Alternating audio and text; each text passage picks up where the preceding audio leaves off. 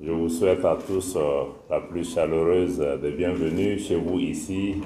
à Bamako, en terre AES, comme on le dit bien chez nous, au danser, au bismillah. Monsieur le chef de la délégation du Burkina Faso, Monsieur le chef de la délégation de la République du Niger, Excellences, Mesdames et Messieurs les ambassadeurs du Burkina Faso, du Mali et du Niger, Mesdames et Messieurs les hauts fonctionnaires de la Confédération des États du Sahel, distingués invités, Mesdames et Messieurs. Au nom de mes collègues en charge de la défense et des anciens combattants, le général de corps d'armée Sadio Kamara, responsable du pilier défense et sécurité, mais aussi au nom de mon collègue en charge de l'économie et des finances, M. Alousseni Sanou, responsable du pilier développement, mais aussi à mon propre nom, je souhaite à nos frères et sœurs du Burkina Faso et de la République du Niger qui nous font le bonheur de se joindre à nous pour la présente rencontre. Je leur souhaite donc la bienvenue chez eux au Mali, en terre AES. Votre participation à la présente réunion des hauts fonctionnaires de la Confédération des États du Sahel,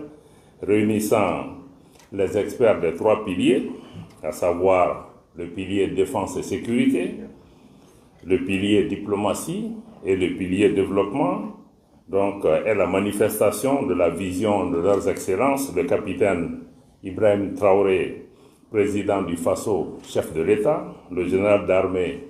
Assimi Goïta, président de la transition, chef de l'État, président de la Confédération des États du Sahel,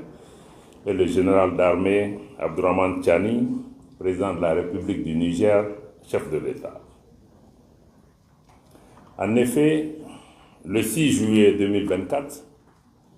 nos chefs d'État ont créé la Confédération des États du Sahel, AES. Cette confédération, bâtie sur les succès indéniables de l'Alliance des États du Sahel,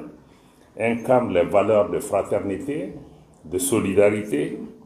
d'amitié, mais aussi de complémentarité qui unissent nos pays et qui soudent davantage nos populations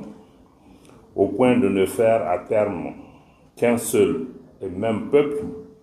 le peuple AES, le peuple AES fier, le peuple AES debout, le peuple AES qui prend son destin en main comme l'évoque notre hymne confédéral. Durant sa jeune expérience de vie, la Confédération des États du Sahel a su s'imposer comme une réalité géopolitique qui compte et avec laquelle il faut compter tant au Sahel que dans la région de l'Afrique de l'Ouest, en Afrique plus largement et même au-delà. La Confédération des États du Sahel a su opérer un changement de paradigme irréversible en faisant respecter les principes fondamentaux comme celui de la souveraineté de nos États, celui du respect de nos choix stratégiques comme de nos choix de partenaires, et celui du respect et de la prise en compte pleine et entière des intérêts de population AES en toutes circonstances. Cet exercice qui se poursuit au quotidien n'est pas une tâche facile, vous le savez, car il a nécessité un changement de mentalité, particulièrement de la part de certains partenaires qui avaient trouvé un confort malsain dans la perpétuation d'un esprit et de comportement de domination et de prédation également de nos ressources. Chers collègues, aux fonctionnaires, vous avez joué une part importante dans cet effort commun qui a réussi à faire respecter progressivement notre organisation, nos pays, notre confédération du moins, nos pays et nos peuples. En effet, peu de choses auraient été possibles sans la pacification progressive et toujours en cours de l'espace AES, grâce d'abord aux actions conjointes de nos forces armées et de sécurité, y compris la mutualisation de leurs moyens, toute chose qui a permis des victoires tangibles sur le terrain contre les groupes armés terroristes soutenus par leurs sponsors étatiques étrangers. Cette volonté de défense collective atteindra bientôt un autre niveau qualitatif avec la pleine opérationnalisation de la force unifiée de la Confédération des États du Sahel. Dans le même ordre d'idées, la Confédération parle désormais d'une seule voix. Mieux, elle parle de plus en plus d'une seule voix, une voix forte. Lors des forats internationaux, tant nous avons réussi ensemble à faire de l'harmonisation et de la coordination de nos positions, notre action diplomatique aujourd'hui est une réalité qui se consolide de jour en jour. Dans le domaine du développement, des pas de géant ont été franchis pendant ce court laps de temps. Je voudrais en profiter pour reconnaître et saluer des mesures ayant permis la mobilisation des ressources confédérales et la mise en place des structures de gouvernance pour la gestion des dites ressources et le financement des projets structurants de développement dans notre confédération. Et nos chefs d'État auront l'occasion dans ce cadre de poser un pas extrêmement important en dotant notre confédération d'une banque d'investissement et de développement. Pendant que les trois piliers réalisent les objectifs qui leur ont été assignés par le Collège des chefs d'État, la communication transversale, mais aussi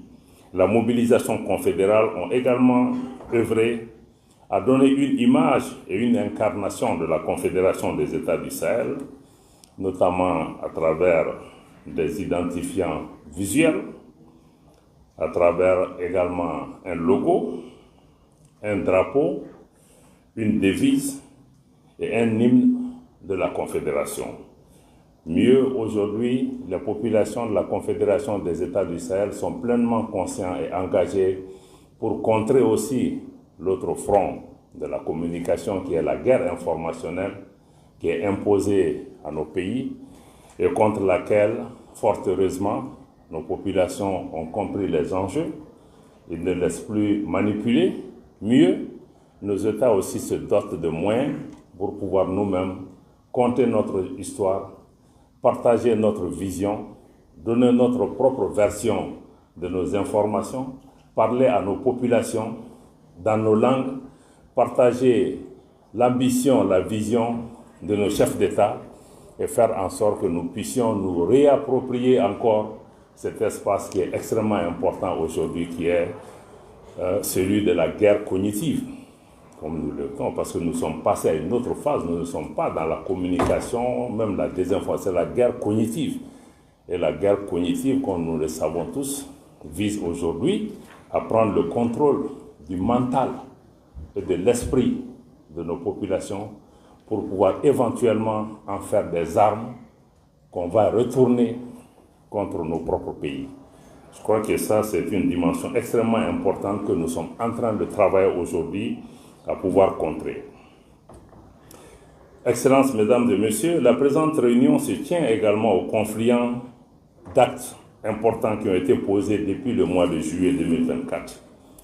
date fondatrice de notre confédération. Nous avons collectivement la responsabilité d'évaluer sans complaisance et bien au contraire avec toute la rigueur nécessaire le chemin parcouru, les défis à rencontrer, les éventuelles insuffisances à prendre en charge dans le cadre de la feuille de route tracée par le Collège des chefs d'État et de gouvernement. Je le rappelle encore une fois, la feuille de route sur laquelle nous travaillons n'est pas la feuille de route de la présidence malienne, mais il s'agit de la feuille de route adoptée par le Collège des chefs d'État. Donc c'est une œuvre collective. Le Mali aura fait sa petite partition dedans. D'autres pays prendront le train pour pouvoir l'amener à d'autres horizons, mais il s'agit d'une œuvre collective que nous menons aux côtés de nos chefs d'État. À cet égard, vous aurez 4 jours durant à examiner le projet de rapport qui a été élaboré à cet effet, ainsi que le projet de rapport relatif aux discussions entre la Confédération des États du Sahel et la CEDEAO, dialogue qui doit se faire dans le cadre d'un engagement d'entité à entité pour pouvoir prendre en charge les préoccupations de l'ensemble des populations vivant dans cet espace qu'on appelle l'Afrique de l'Ouest. Ce temps vous sera également nécessaire pour examiner les projets d'instruments juridiques relatifs à la poursuite de l'opérationnalisation de la Confédération AES. Votre réunion se tient par ailleurs dans le cadre de la préparation de la toute première session confédérale du Conseil des ministres, prévue les 20 et 21 décembre 2025. Comme nous le savons, dans le cadre de la Confédération, le Conseil des ministres, la session confédérale du Conseil des ministres sera présidée par le président de la Confédération conformément au traité fondateur. La pluralité des profils réunis ici, chacun maîtrisant son domaine de compétences, est un atout à capitaliser dans votre démarche de mutualisation des énergies, des intelligences, des compétences, des ressources, mais aussi des capacités. Je vous invite donc, durant vos travaux,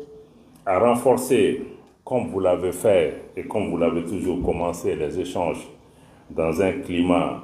de fraternité, un climat de convivialité, un climat d'amitié, de respect, de responsabilité